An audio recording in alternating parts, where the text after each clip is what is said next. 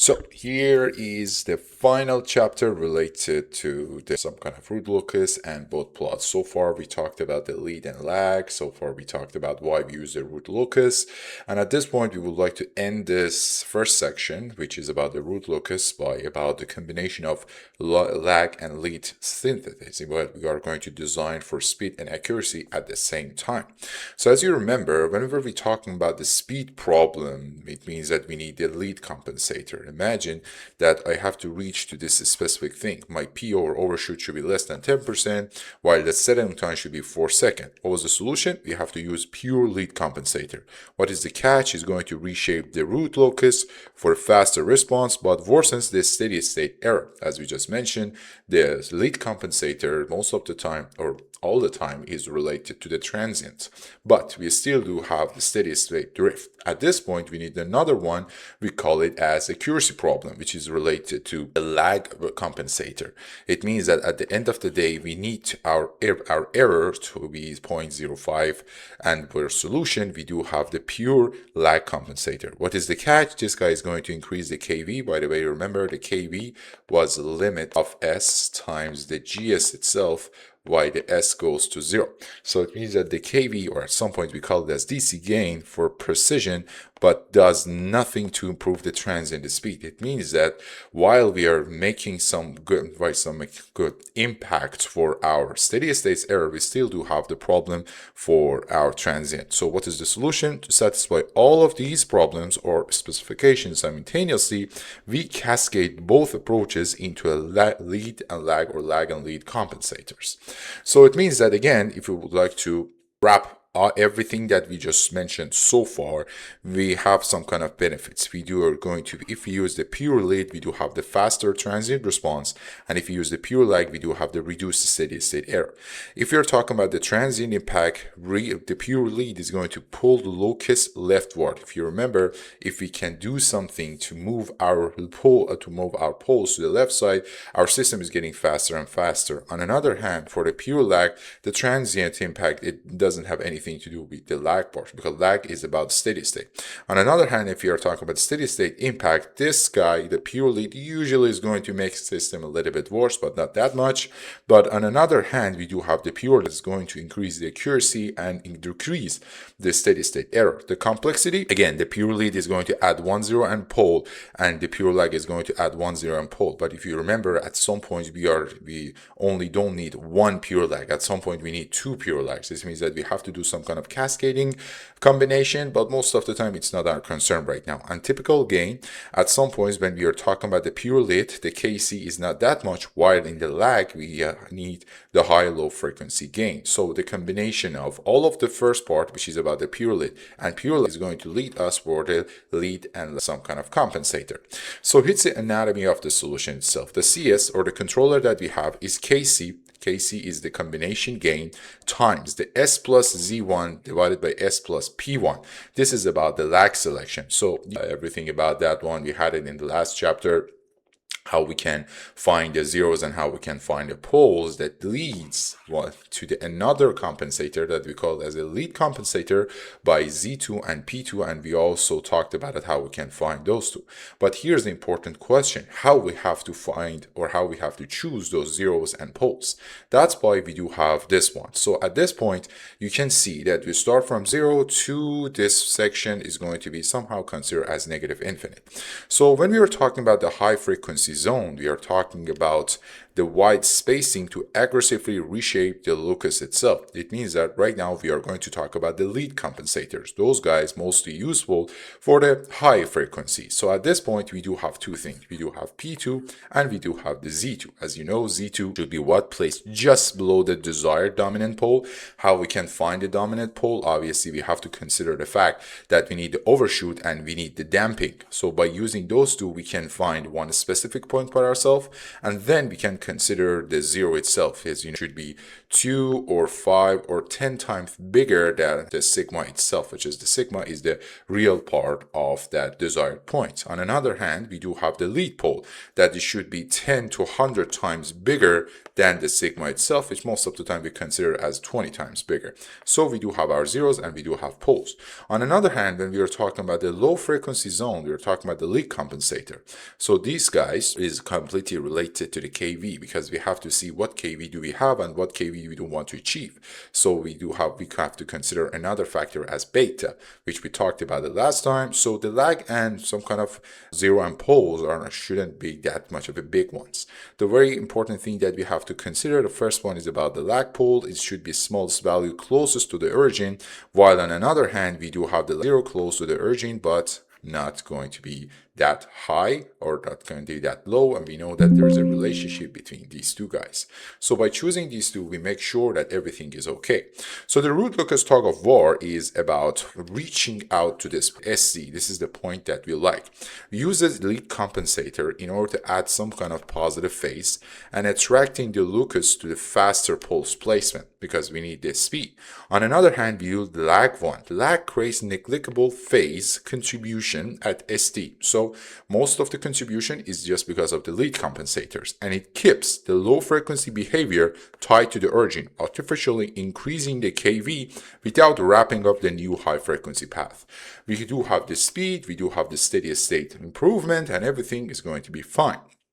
So in order to design a lead and lag compensator, still you can use both of them at a time, but it will be better to consider these 5 steps. So the very first step is about we have to have the spec analysis. It means that we have to find what is our PO, what is our TS, and then beside that, we have to find our SD. And based on that SD, we can some kind of decide how we have to change the values that we need. And another important thing is about the steady state response, because at the end of the day, what KV actually we are looking for.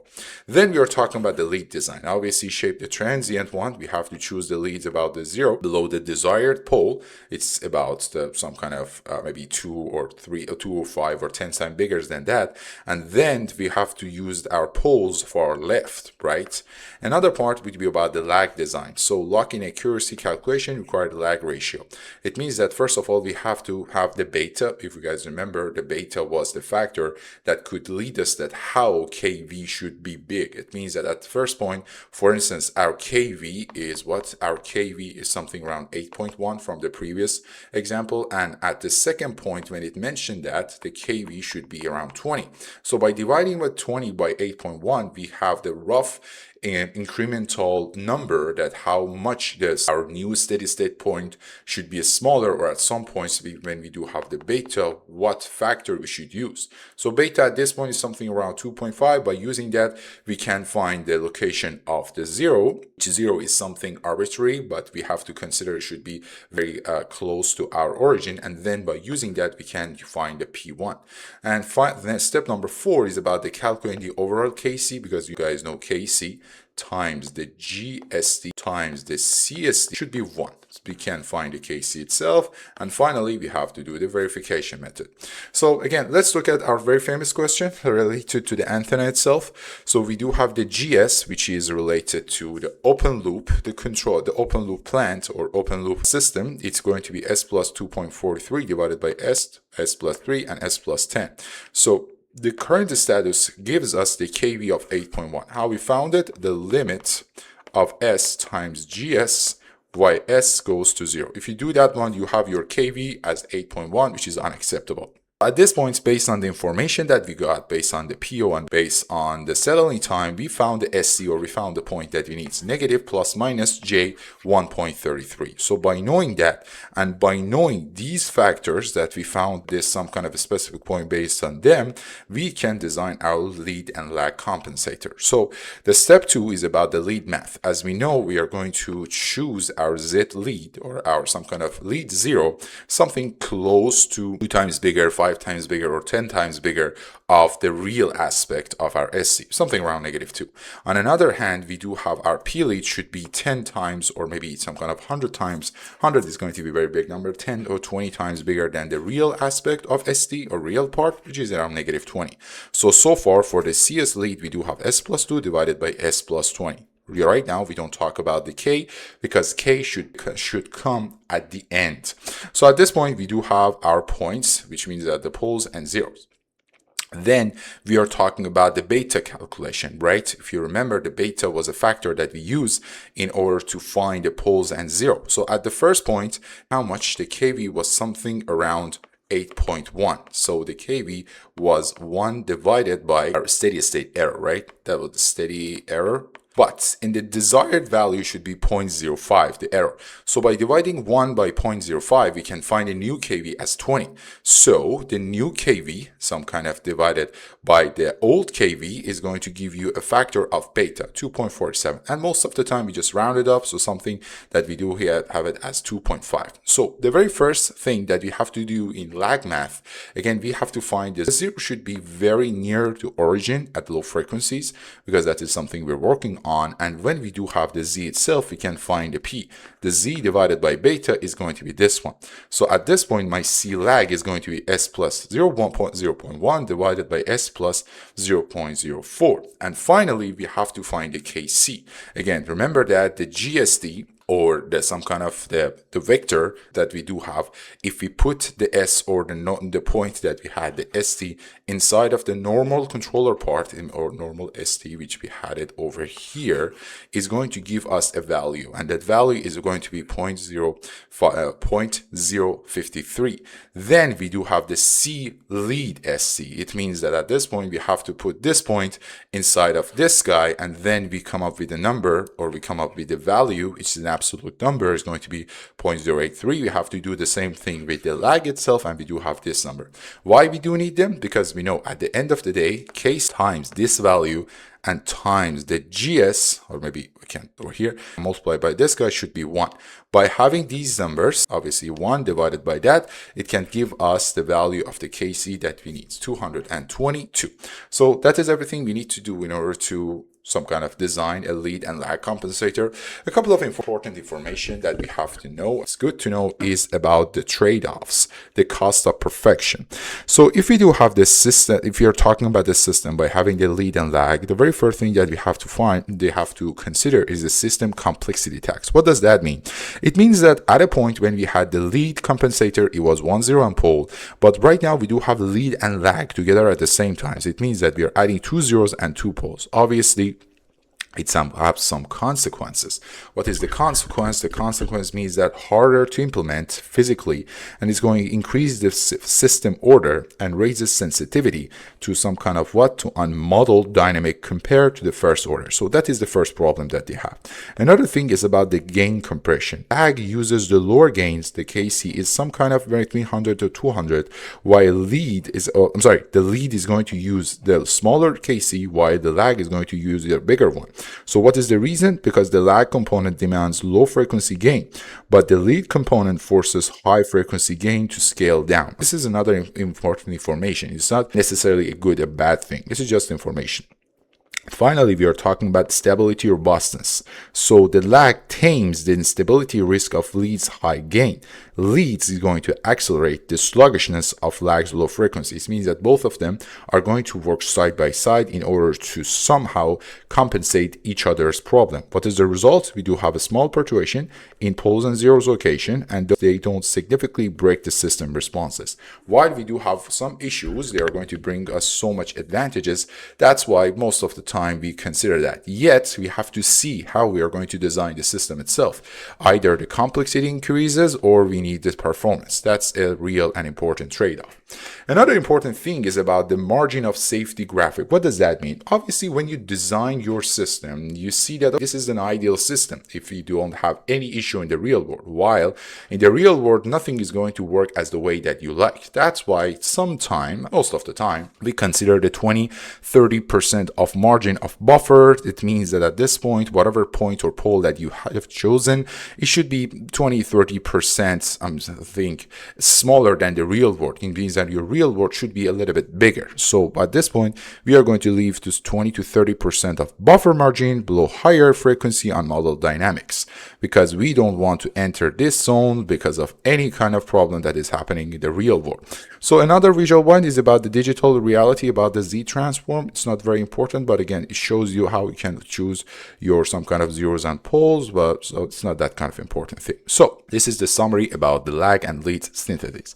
Again, for our CS or the controller system, we do have the KC, it's the gain. We do have the C lag, a controller for the lag part, and we do have the lead as some kind of the lead section. We know that the poles and zeros of our lead guy is going to be bigger than our lag guy. So by combining the lag, which means that we are going to increase the steady state accuracy, and lead, which is related to the transient speed, we are going to meet the complex specs without fatal problems. So again, the playbook, find the ST, design the lag, and finally find your KC at whatever value you need. So far we talked about the root locus, and so far we talked about how we can design our system in order to reach not only to the faster response, but also having a better accuracy. Another point, we need another lens, and that another lens is going to be the Bode plot. So Bode plot is going to give you two very important information: the phase margin and gain margin. By knowing those and by some kind of using them in your design, you do have the better visualization of what is actually happening to your system.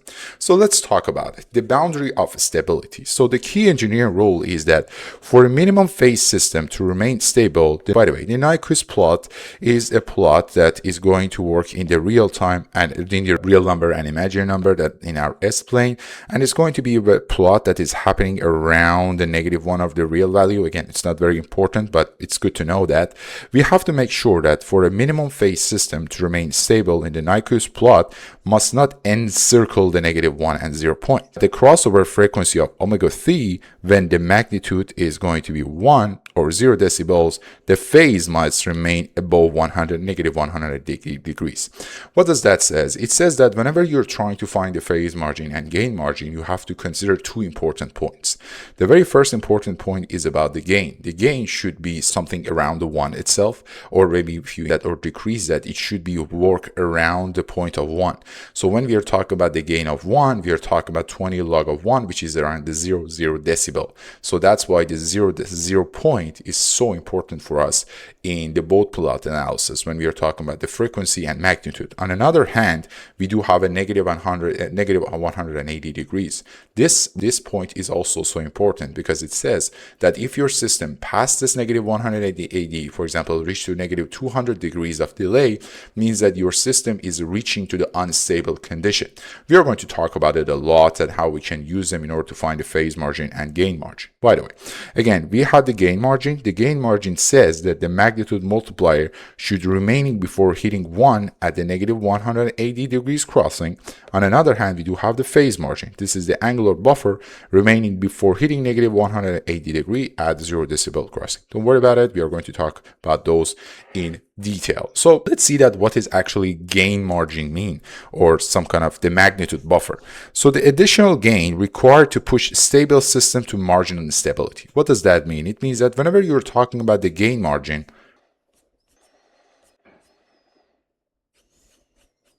whenever we are talking about the gain margin, we have to look at our diagram that actually what are we talking about. For instance, when we are talking about the movement from 0 decibel to -10 decibel, what does that mean? It means that at 0 decibel, we had the 1x of improvement of the changes. On another hand, in -10 decibel, we do have around 0.3 of the changes itself. By the way, why we do have these guys as decibels, we will talk about it why, but at this point, 20 log of gain is going to be your y-axis. That's why we talked about these two. So we talked about that one. So the mathematical definition is saying that what? The gain margin is going to be the 0 decibels subtracted by G, or the amount of gain that you have at 180 buffed frequency itself, or 180 degrees when you have it in your Bode plot. And the GM linear can be found by using 1 divided by that G, that J omega 180 that is happening at 180 degrees. If you would like to show it to you with an example, then imagine omega of 5 radian per second. This is your x-axis. We do have our phase margin of negative 180 degrees, and your magnitude is negative 10 decibels. It means that our linear point is going to be 0.316. If you would like to find the gain margin, that is very simple. You have the 0 subtracted by what? Subtracted by that magnitude itself is going to give you 10 decibels. It means that you can increasing that to your some kind of system by 10 decibels, and you make sure that your system is not going to enter the unstable condition. On another hand, we do have the GM of linear. It means that we find a linear system of that. It would be 3.16. When we're talking about the 10 decibels, we're talking about 3.16 of linearly. So diagnostic result, the system is going to be stable. Gain can increase by a factor of 3.16 before any failure happens to that guy. Another important thing is about the phase margin. The phase margin means that how much you can change the delay or the phase of your system while you make sure your system is still going to be what? Your system is still going to be stable. So the additional phase shift, at this point lag, needed to destabilize the system of the crossover frequencies. It means that if you use this one, and if you consider that negative 180 degrees is your no-go place, and at this point, if you consider yourself at this place, it means that you can increase or you can add this value to your phase or to your delay while you make sure that nothing would happen. In order to find the PM or the phase margin, you have 180 degrees plus the angle of j omega c. The omega c is the place that actually you're going to start. So that on the next slide, I'm going to show you that how you can find this specific point. For instance, crossover frequency is omega c of 2 radian per second, and phase on that point is negative 130 degrees. So 180 plus negative 130 is going to give you 50. What is the conclusion? The system can tolerate only 50 degrees of added phase delays. Rather than that, you're going to face an issue. So here's the visualization, and here's the very important slide that how you can actually find the gain margin and phase margin itself. Imagine that you do have the Bode plot. As you know, Bode plot is based on the x-axis, which is about the frequency, while one part of it is related to the phase and another one is related to the gain itself. So when you have that one, you have to find two important points. One important point is related to the gain of 0. Another important point is the place that you reach to negative 180 degree. By finding the omega c or finding this some kind of the boundary frequency which happens at 0 decibels, you can find your some kind of other aspect as well. So the very first step in order to find the phase margin and gain margin in Bode plot is that you have to locate the 0 decibel on the magnitude plot. You have to follow the vertical axis down the road to find the phase margin. It means that you have to move down, find this point, right?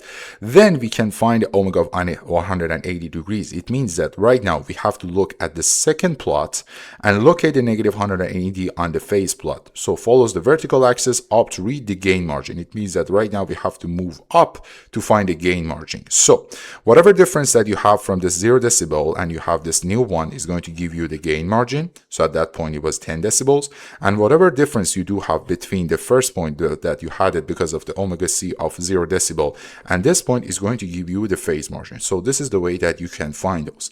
Let's somehow find a bridge between these two guys, because we had the frequency domain metrics and right now we would like to see it in the real time or time domain part. So whenever we are talking about the phase margin of near 70 degrees, we are actually talking about something we call as overshoot. It means that at this point your overshoot is going to be 60%. If you're some kind of the gain margin going to be around, for example, 60, we are talking about the overshoot of 10%. And if your gain margin is something around the 70 degrees, we are talking about the overshoot of 5%. So let's see a bridge formula itself that actually we can use. For the system with dominant second order behavior, most of the time we consider these points, the phase margin directly dictates the damping ratio. As you just can see over here, we had the PM of 70 degrees, the 60 degrees, and we had some kind of the 50 degrees itself. So at this point, the zeta, which is about the damping ratio, is PM divided by 100. So at this point, the PM is going to be 50. 50 divided by 100 is going to give you what? is going to give you this overshoot itself. I'm sorry, the PM, that's right, the PM is 50 degrees, the zeta is going to be half, and half is going to give you overshoot of that. If you guys remember, we had a formula for PO. Then if you're talking about 60 degrees, the zeta is going to be 0.6, and we have the overshoot of 10%. The number is so famous because we used it a lot. And if you have PM of 70 degrees, the damping of 0.7, and overshoot is going to be 5%. So design the rule, this is going to be the rule of thumb. Most of the time when we are trying to design a system, the phase margin should be something around 45 to 60%. Why? Because it's going to give us the 5 to 15% of overshoot, and we can have around the gain margin of more than 2 itself. Another important thing, or another important factor, is about the bandwidth. So what does bandwidth says? Bandwidth says what is the frequency that actually your system is going to reach to -3 decibel of cutoff points, or at some points maybe as the settling time that we had it in what? In our time domain response. So what is this guy would say? Bandwidth actually says is the frequency at which system magnitude drops to -3 decibel from its DC value. So the DC gain was the initial value of our system itself. So physically, it defines the speed of the system frequencies to the bandwidth frequency pass through the higher frequency are filtered out. So what is the relationship formula that we do have? In a well-damped second order system, the TS, or the settling time that we had it in the time domain, is going to follow this formula, 2.2 divided by omega BW, or a typical transient system. When we're talking about the 10% of overshoot, your time delay should be something like this. So for instance, if you would like to have an example, to achieve a desired settling time of around 2 seconds, this is going to be the typical transient one. The system requires a bandwidth of more than 1 radian per second. That was the relationship between the frequency response and also the time domain that we had over there.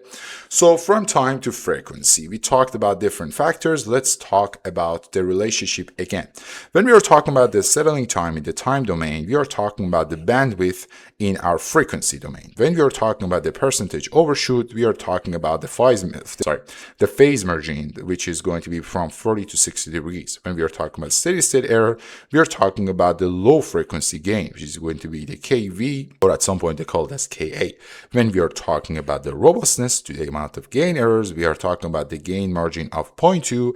And when we are talking about the robustness to delays, we're talking about more than 45 degrees. A system that requires, for instance, when we are talking about the antenna again, the PO of less than 10% and settling time of 4 seconds and the ramp error of 0.05, we have to have the phase margin to be more than 50 degrees. Our bandwidth should be more than 0.75 radian per second, and we need to set the KV at 20. We know it from the lead and lag, and the gain margin should be more than 2 itself.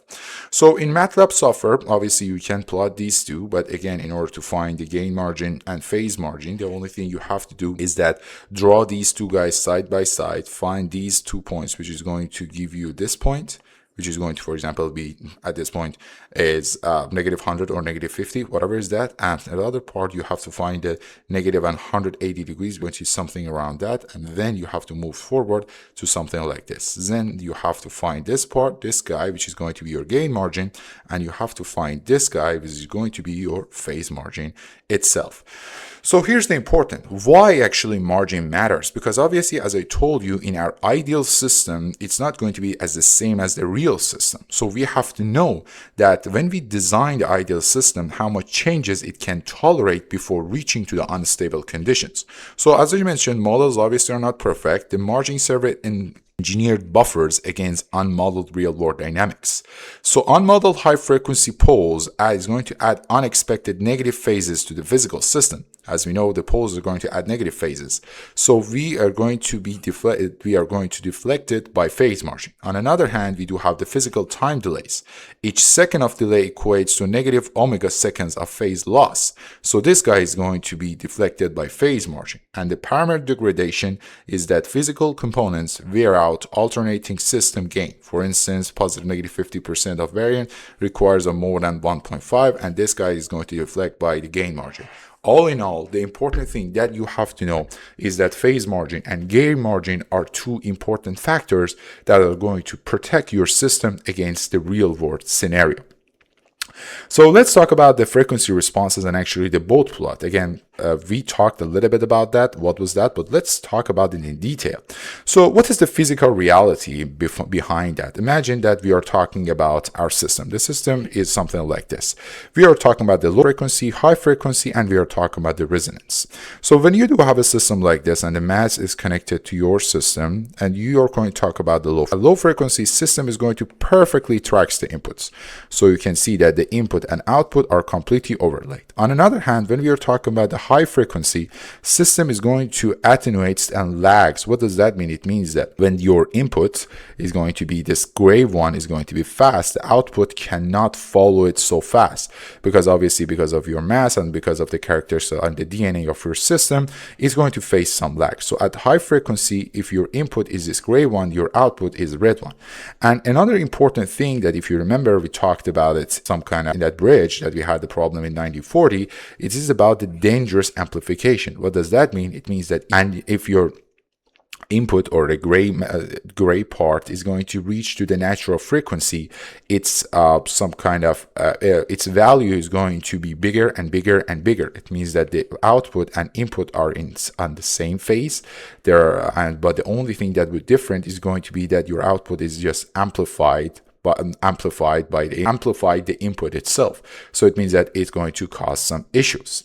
So when we do have the system that we are going to work with, for example, when our input is going to be a sine of omega t, this guy enters a system and it has some kind of dynamic. It has the GS or open loop characteristic, and your output is going to be B. B means that either it's attenuated or amplified, and your phi means that it has some lag. So what is happening? What changes as the driving frequency sweep from 0 to infinite? So we would like to see that what would happen to frequency. We don't like the time again, because if we would like to talk about the time, you have to consider each of those points. But omega is going to give you far and way better view of that what would happen in different frequencies. At this point, we do have the Bode plot. So Bode plot analysis is going to give you two plots. The very first plot is about some kind of your x-axis, which unlike the normal frequency, we are using the log of omega in the base of 10, and I will tell you why. And on the other hand, we do have our gain, which is going to be 20 log of normal gain, and again I'm telling you why, and we do have the phase delay. So we do have the magnitude plot is going to reveal exactly how much the input is amplified or attenuated at a given speed. That is important, at what speed we are talking about or what frequency we're talking about. And the phase plot is going to reveal the precise time delay, lag or lead of the output related to the input itself. So let's talk about the fact that why we actually have the Bode plot this, why we cannot have it just like normal numbers. The reason is for this, because when you're talking about the normal numbers, especially when you're talking about the frequency wise, you need some kind of length, and your length cannot be numbers from 0. For example, 0.1 to 1 to 10 and all the way to 10,000, because all of those numbers, because between these guys you cannot have the 0.1, you have 0.2, 0.3 till 1. It means that everything is getting bigger and bigger, and you cannot scale it like that. That's why we do have the point like this. 0.1, we do have 1, we do have 10, we do have 100, 1000, and 10,000. So this is about the fact that why we do have the frequencies or the omegas like that, why we use the log. And another factor is about the scaling, because you cannot from frequency of the 0 to what to, for instance, 1 megahertz. If you want to talk about that, that would be way big numbers. That's why they use the 10 log of the frequency, normal frequency itself, in order to not only try to put everything in this scale, but also try to avoid the fact that of those frequency, because frequency at some point they can be so big. 1 meg means that 10 to the power obviously 6, and you need 1 million of points, and you cannot have all of that. That's why we do have this kind of scaling. Another important thing is about the gain. Just like the frequency itself, when you're talking about the gain, at some points your gain could be 100x, it could be 1000x. So obviously you cannot have 0 to 1000x. Your scaling could goes up high so fast. That's why we do have the decibel. And decibels are a very good one, because -3 decibels, for instance, can give you the fact that you have the half power point, while 0 decibel is just saying to you that you don't have any kind of increasing or decreasing because your gain is 1. And imagine that you do have the 10x. The 10x is just simply 20 decibel, 100x is just simply positive 40 decibels. So each positive 20 decibel shift means that you have the 10x amplification, and negative 20 dB just simply means that 10x of reduction. That is the reason that why we do have our x-axis and y-axis like that. So let's have some kind of the baseline, because whenever we are trying to look at the Bode plots, we have to get an initial idea that what is happening from the low frequency to high frequency. So we do have a different type of system. So if you guys remember, we had type 0. It means that you don't have any integrator. It means that your origin poles are 0. Then we do have the type 1 system. It means that you have origin pole, and you have the type 2 system. It means that your origin pole is going to be 1 divided by s to the power 2. So when we do have the type 0 system, means that this guy is low freq magnitude flat. It means that it's just flat. It's just constant DC gain, and this guy doesn't care about the frequency. It doesn't matter if you have 0, if you do have, for instance, 100 radian per second, this guy doesn't care. At another point, we do have a type 1 system. So type 1 system means that they do have one pole, and for each pole, we do have a negative 90 degrees of the phase shift, or there's some kind of phase decremental. So low freq magnitude drops as negative 20 decibel per second. It's going to be negative 20 decibel, and negative 20 decibel means that 10 times they are getting 10 times smaller, and the starting phase would be from negative 90 degrees. Then we do have the type 2 system. The s to the power 2 means that the shift is going to decrease by negative 180 degrees, and at the low frequency, you are going to have negative 40 decibel.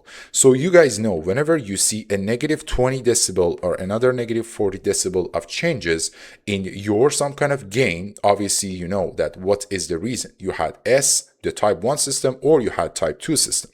So the vocabulary of dynamics, the poles versus 0. So we just mentioned that the poles are going to decrease your gain. On another hand, we do have the 0 that actually going to increase the gain. So for instance, whenever in your system that you have 1 divided s plus b, for sure you're dealing with a pole. So this physical meaning that this system is going to have inertia and lag. And what is the magnitude impacts? Bend slope down by negative 20 decibels. And phase impact, negative 90. So whenever you see something like this, you know you're dealing with a pole. On another hand, we do have the 0 equation. 0 means that this guy is going to add the leads. And then you're going to have the positive 20 decibel of gain, and your phase is going to increase by 90. Whenever you see that guy, you know that you deal with 0. So this is the table of dynamics. Whenever you see that the constant gain means that this magnitude is going to be 20 log of k, it means that your gain, it doesn't matter at what frequency you're talking about, your gain is all the time, for example, is 10. 20 log of k, or this some kind of the gain itself, because it's something constant, is going to give you the value that you need. It's going to be 20, for example, 20 log of 10 is going to be 20 all the time. It doesn't matter at what frequency you're talking about it. While the phase is going to be 0, because it's just gain. It's not that adding or some kind of subtracting any phase or adding some lead or lag. Nothing, right? It's just about gain. That's why we do have a straight line. On another hand, we do have the integer. If you remember the integrator, or not the integer, obviously, the integrator means that 1 divided by s, and means that whatever, because of the frequency increments that you have faced, negative 20 decibel of gain decremental. Then your phase is going to be negative 90 degrees. On another hand, we do have the first order pole. So that was about just one integrator. Then we do have the first order. Still, we do have the negative 20 decibel, but the phase at this point is going to be 0 to negative 90 degrees. It's not going to be strictly negative 90 degrees. It's because of the tau that you have over here. It's not right now established, so you have to find it. Then you have to talk about the phase, and the second order is going to be the same one. So we do have again around negative 40, but it depends, and the phase drop can be dropped to negative 180 degrees. The reason that these guys cannot, we say that they would reach to, for example, negative 40 or negative 20, is that we can talk about the initial part. If we do have the integrator and if we do have the constant gain, everything is simple. But when you do have the first order, that rather than just s plus P, it does have another factor that would be a little bit challenging to decide at what point what would happen. But we can have the estimation just like the way that we have about the second order.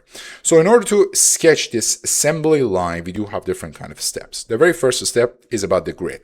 What the grid says that between different state number 1, state number 2. The baseline would be like this. We start from the one of the zero factors. Then we do have the asymptotes, we do have some changes, and we do have some kind of another change. If we assume that we do have negative 20 decibel over here, we do have another negative 20 decibel over here, at this point we can say that the real time, because in the real time, in actual scenario, we don't have this bending like this, we do have curves. So the one curve is happening over here, another curve is happening over here.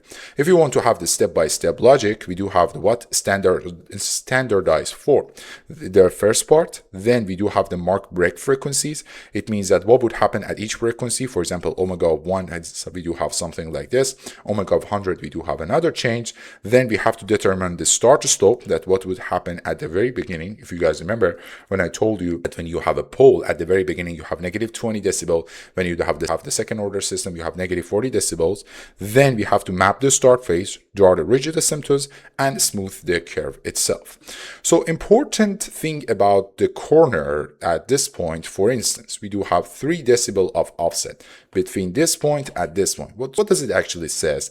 It means that from this frequency, for example, it could be omega of 10 radian per second to omega of, for instance, 100 radian per second, we do have 3 decibel of offset. It means that we do have the 3 decibel of decremental. The 3 decibel of decremental means that your power is getting half. So the true system response doesn't snap. As I just told you, it's not going to break. At the exact corner frequency, the real magnitude is always down by precisely 3 decibel from the theoretical symptoms. So by knowing that, we can for sure say that at this point, for instance, we do have our line, and at this point we had some kind of another line over here because of the negative 20 decibels. But instead of just having normal line and straight lines, and one is some kind of bended a little, we do have this beautiful curve, and this guy would say that we do have negative 3 decibel of offset over here. So let's see an actual example. Imagine that we do have a system that the GS is K just a gain. We do have S plus 1, S plus 10. So for sure we are reaching from 0 to negative 60 decibels. But here's the important thing. At the beginning of the point, since you do have the integrator, you know that for a fact that the beginning of the point you do have negative 20 decibel per decade. So from the 1 over S origin pole. Then you do have another what at omega is equals to 1, you do have another bending. So it's going to be from negative 20 to negative 40 decibel. Then at another point, you have the omega of 10, you do have negative 60 decibels because of what? Because of the pole at 10. So every pole is encountered adds an additional negative 20 decibel decay penalty to the magnitude, to your magnitude system itself. That's the way how we draw them. So here's the frequency meets the time domain, because so far we talked about the frequency.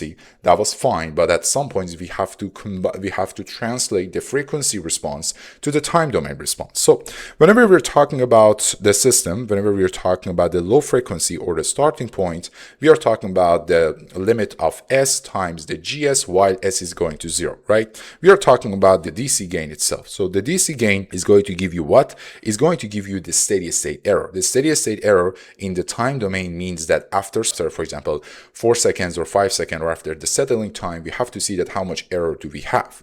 On another hand, we do have another factor that we call it as bandwidth. But you remember the bandwidth is the amount of time that it takes from the 0 to negative 3 decibel, right? So this is about the bandwidth. We know it has a tight relationship with the settling time. We saw the formula for that. So the settling time is amount of time, actually it should be from this place to this place, is the amount of time that it takes from 0 to reach to the positive negative 2% of the error itself. And then we do have our phase margin. So phase margin is related to the overshoot and damping that we saw about that. So from the phase margin, we reach to the overshoot. From the some kind of 0 decibel crossing, or some kind of actually it's negative 3 decibel of the bandwidth, we reach to what? We reach to settling time. And from the DC gain, we reach to the steady state section. So the signal blueprint, just again, we do have the GS as output divided by input. We talked about the magnitude and we talked about the phase shift. Again, we talked about the lens, why we consider that kind of a specific lens for ourselves. When we reach to the pole, it means that negative 20 decibel pitch per decade. And when we are talking about the zero, we are talking about the positive 20. And we talked about the time domain itself and how we can convert the frequency to time domain. At this point, right now, we have to design the system. We saw the Bode plot and we saw what does that mean. So right now we have to design. We have to see that do we need lead, lag, should we do? So when we are talking about the phase margin, and some kind of the gain margin, as I just told you, we need to have this specific range for ourselves. That's why the phase margin 45 to 60 is a good one. The gain margin should specifically bigger than 2 itself, and the bandwidth must meet the settling time, the specs. As you guys know, there's a formula between the bandwidth and the time scale.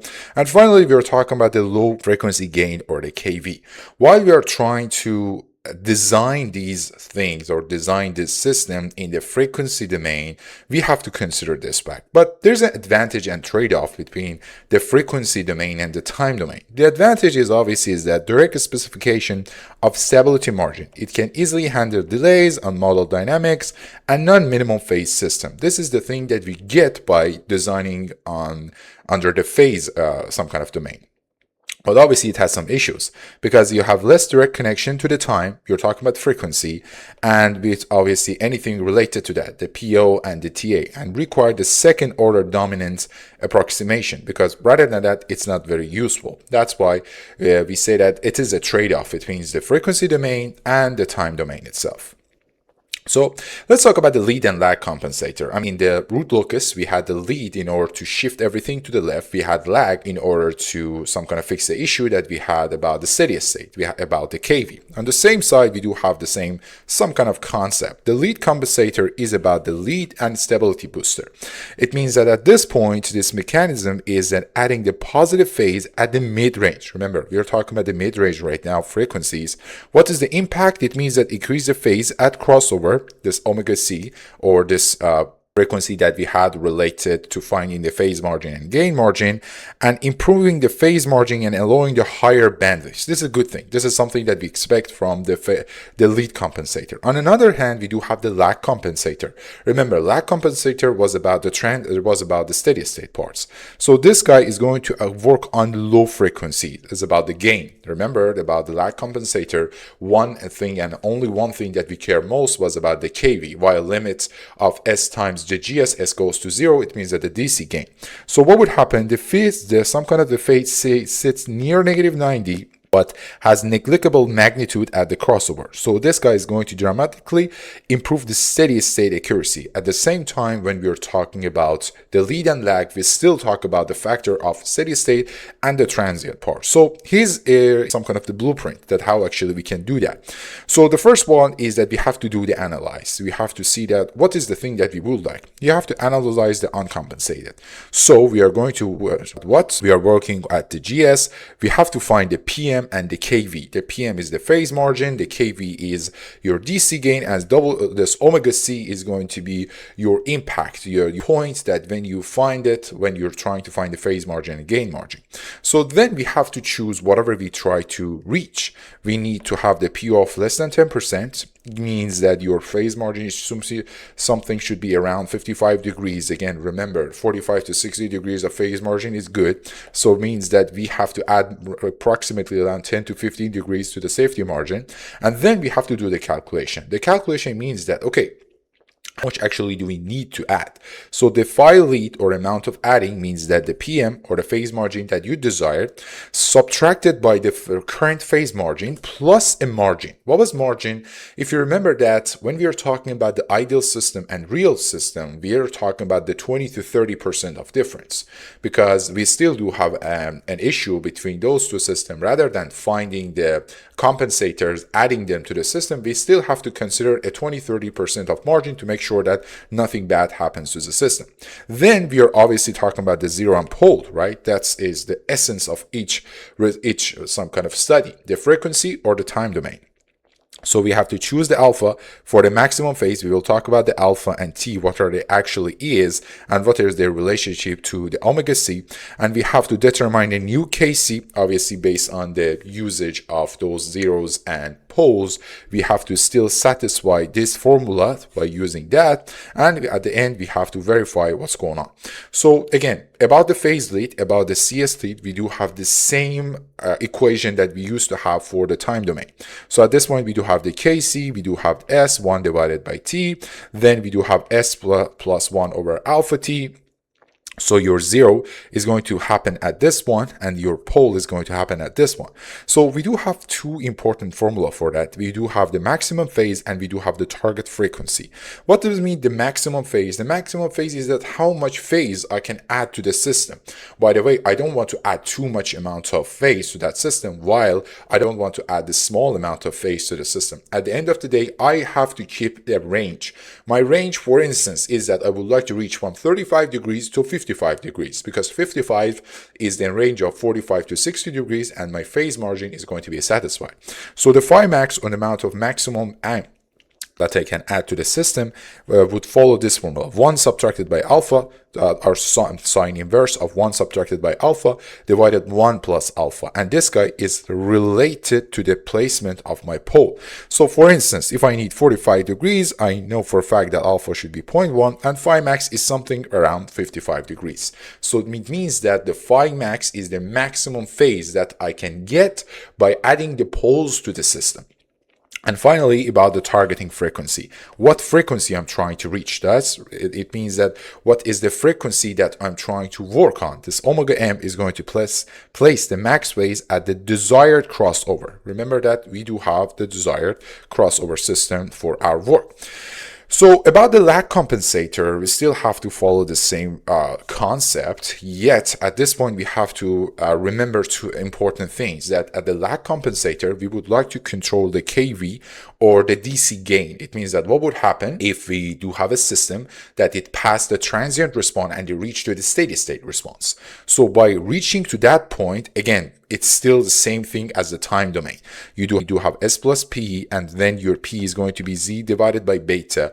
The beta is something that you would get from your current model to the desired one, and you can find the beta itself, and you can put in the zeros and poles at the same time, and you do have this one as your lag. Everything, as you can see, is still the same to the time domain. For the lag compensator, we don't have that much of an issue because everything is the same.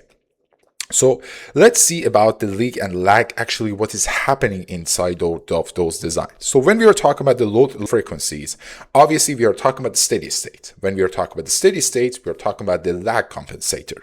So at omega near 0. So this guy governed by the lag section, the magnitude remains large, okay? Don't change that magnitude that much, but KV is actually amplified. By the way, when I say that KV is amplified, means that your error is actually going to decrease. So steady state error plummets, and the phase sits near negative degrees, negative 100, negative 90 degrees. So this is about the KV, and this is something happened because of your lag compensator. In the mid frequency, as I just mentioned, we are talking about the omega, or the cross boundary of this, some kind of the frequency of 2 to 3 radian per second, and this is going to be mid frequency. Frequency is something related to the lead section. So this guy governed by the lead section, phase peak aggressively, and phase some kind of, we have the, for example, at this point we are adding positive 45 degrees, forcing a new phase margin to a safe or 65 degrees. I know 65 is a little bit more than 60, but still that's going to be okay. Remember, we use the lead compensator in order to increase our phase margin to reach to something between 45 to 60 degrees. Then we do have what? Finally, we do have the high frequency zone when we are talking about the omega of bigger than 10. So system roll off takes over at negative 60 decibel per decade. So we have to, our phase is going to hit the negative 270. The high frequency sensor noise is successfully rejected. So this is related to high frequency. We don't touch it that much, but two important part about the mid frequency and low frequency. Okay, let's see our beloved some kind of study case. So again, we had the antenna at the GS of this one. Right now, the K is established. Imagine that we do have the K at this point, but right now it's not very important because we have to talk about the compensators actually. So we do have some kind of failure. At the first point, we see that the phase margin is 25 degrees. This is an issue, and the KV is 8.5. How we understood that 25 degrees? Imagine the system already, we do have the number, and how we have the gain of KV as 8.1. Obviously, you just put the number and you can find it. So, and another issue is about the crossover frequency, that is 1.5 radian per second. So we do have different kind of issues. The very first one is about the phase margin is small. We should increase a little bit more to that. Then we are talking about the PO, obviously about this guy.